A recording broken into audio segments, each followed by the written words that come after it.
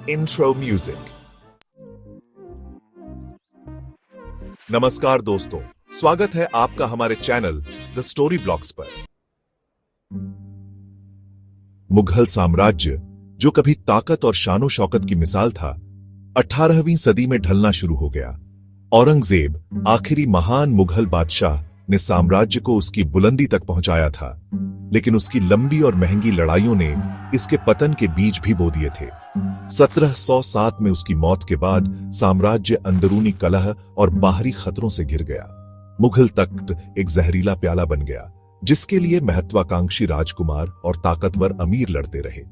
ये पतन का दौर चूके हुए मौकों, अंदरूनी कमजोरियों और ताकतवर लोगों की महत्वाकांक्षाओं की कहानी है। ये कहानी है कि कैसे एक साम्राज्य जो कभी दुनिया की नजरों में सबसे ऊपर था, अंदर से ही टूट गया और नई ताकतों के लिए रास्ता बना। हम उन अहम लोगों की कहानियों का पता लगाएंगे जिन्होंने इस नाटक में अहम भूमिका निभाई। चालबाज सैयद बंधु, बदनसीब फर्रुख हसियर और मौज मस्ती करने वाले मोहम्मद शाह रंगीला। उनके कामों और नाकामियों से मुगल साम्राज्य के आखिरी पतन की एक साफ तस्वीर बनेगी। मुगल साम्राज्य, जो कभी अफगानिस्तान के पहाड़ों से लेकर बंगाल की खाड़ी तक फैला था, अब टूटने के कगार पर था। कभी ताकतवर रही सेना लगातार अंदरूनी झगड़ों से कमजोर होकर अब विशाल सीमाओं की रक्षा करने में सक्षम नहीं थी। खजाना, फिजूल खर्ची और घटते राजस्व के कारण खाली हो गया था और साम्राज्य के विशाल तंत्र का भार नहीं उठा पा रहा था।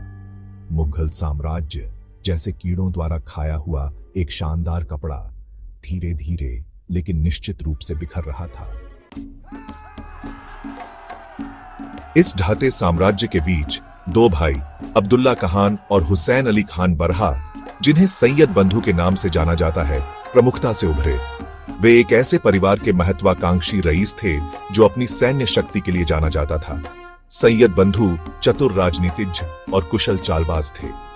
वे मुगल दरबार में सत्ता के बदलते समीकरणों को समझते थे और इसका इस्तेमाल अपने फायदे के लिए करते थे। उन्होंने औरंगजेब की मौत के बाद हुए हाहाकार में राजा बनाने का मौका देखा। उन्होंने कमजोर बादशाहों का समर्थन किया, उन्हें पर्दे के पीछे से नियंत्रित किया। उनकी पहली कठपुतली फर्रुखसियर थी, एक युवा और अनुभवहीन राजकुमार, जिसे उन्होंने 1713 में तख्त पर चढ़ने में मदद की। सैयद बंधुओं ने फर्रुखसियर को तख्त का वादा किया, लेकिन असल में उन्हें खुद सत्ता चाहिए थी। वे किंग मेकर बन गए, तख्त के पीछे की असली ताकत, जो युवा बादशाह के हर फैसले को तय करते थे। सेना और प्रमुख प्रशासनिक पदों पर अपने नियंत्रण के जरिए भाइयों ने प्रभावी रूप से साम्राज्य की बागडोर संभाली। युवा और भोला फर्रुखसियर उनके सत्ता के खेल में एक मोहरा था। उसे जल्द ही पता चल गया कि तख्त आराम की जगह नहीं, बल्कि एक पिंजरा है जहां वह अपने किंगमेकर की दया पर है। सैयद बंधु सत्ता का स्वाद चखने के बाद उसे आसानी से जाने नहीं वाले थे।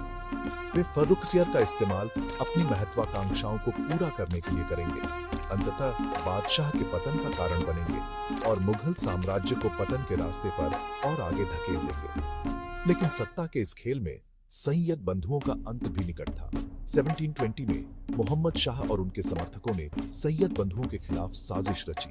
हुसैन अली खान को धोखे से मार दिया गया, अब्दुल्ला खान को बंदी बना लिया गया और बाद में मार दिया गया। सैयद बंधुओं की मौत ने मुगल दरबार में एक और सत्ता संघर्ष को जन्म दिया। मोहम्मद शाह ने सत्ता संभाली, लेकिन साम्राज्य की स्थिति और भी बिगड़ गई। सैयद बंधुओं की मौत ने मुगल साम्राज्य को पतन के रास्ते पर और आगे धकेल दिया, जिससे यह स्पष्ट हो गया कि मुगल साम्राज्य का अंत निकट था।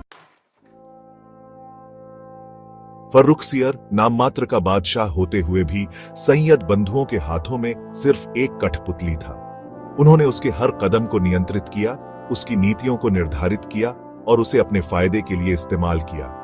फर्रुखसियर अपनी असली ताकत की कमी से निराश होकर सैयद बंधुओं के नियंत्रण से मुक्त होने के लिए बेताब हो गया। वह अपने पूर्वजों की तरह एक सच्चा बादशाह बनने के लिए, अपने अधिकार में शासन करने के लिए तरस रहा था। उसने अपने दबंग संरक्षकों के खिलाफ साजिश करना शुरू कर दिया और उन दूसरे रईसों से समर्थन मांगा जो सैयद बंधुओं के प्रभुत्व से नाराज थे। हालांकि फर्रुखसियर चरित्र का एक खराब न्यायाधीश था। उसने जिन सहयोगियों को इकट्ठा किया, वे सैयद बंधुओं की चतुराई और क्रूरता के सामने टिक नहीं पाए। उसका विद्रोह अल्पकालिक था और बेरहमी से कुचल दिया गया। सैयद बंधुओं ने फर्रुखसियर के विद्रोही इरादों को भांपते हुए तेजी से और निर्णायक रूप से कदम उठाया। उन्होंने उसे कैद कर लिया, उसे अंधा कर दिया और अंततः 1719 में उसकी हत्या कर दी। मुगल शक्ति का प्रतीक मयूर सिंहासन अब एक कठपुतली बादशाह के खून से सना हुआ था, जो सत्ता संघर्षों की एक भयानक याद दिलाता था जिसने साम्राज्य को फाड़ दिया था। फर्रुखसियर का दुखद अंत दूसरे महत्वाकांक्षी बादशाहों के लिए एक सबक था। सैयद बंधुओं को अपने खतरे पर ही चुनौती दो। फर्रुखसियर की मृत्यु के बाद सैयद बंधुओं ने एक और युवा राजकुमार मोहम्मद शाह को तख्त पर बिठाया। वह एक कमजोर और मौज मस्ती करने वाला शासक था, जिसने अपनी फिजूल खर्ची वाली जीवन शैली और संगीत, नृत्य और उत्सवों के प्रति जुनून के कारण रंगीला, रंगीन की उपाधि प्राप्त की। वह अपनी प्रजा की दुर्दशा और अपने साम्राज्य की ढाती स्थिति के प्रति उदासीन लग रहा था। मोहम्मद शाह राज्य के मामलों को अपने सलाहकारों के हाथों में छोड़कर खुश था, जबकि वह खुद महल के सुखों में डूबा रहता था। उसके दिन भव्य पार्टियों, शानदार दावतों और नर्तकियों और संगीतकारों की संगति में बीतते थे। पहले से ही खाली हो चुका मुगल खजाना उसकी फिजूल खर्ची से और भी तनावपूर्ण हो गया था। मोहम्मद शाह का शासनकाल अपने पूर्ववर्तियों के अनुशासित और कठोर शासन से बिल्कुल विपरीत था। जहां वे योद्धा और प्रशासक थे, वहीं वह कलाओं का संरक्षक और विलासिता का पारखी था। उसका शासनकाल भले ही शांतिपूर्ण लग रहा हो, लेकिन साम्राज्य के भीतर फैली सड़ांध को ढंक रहा था।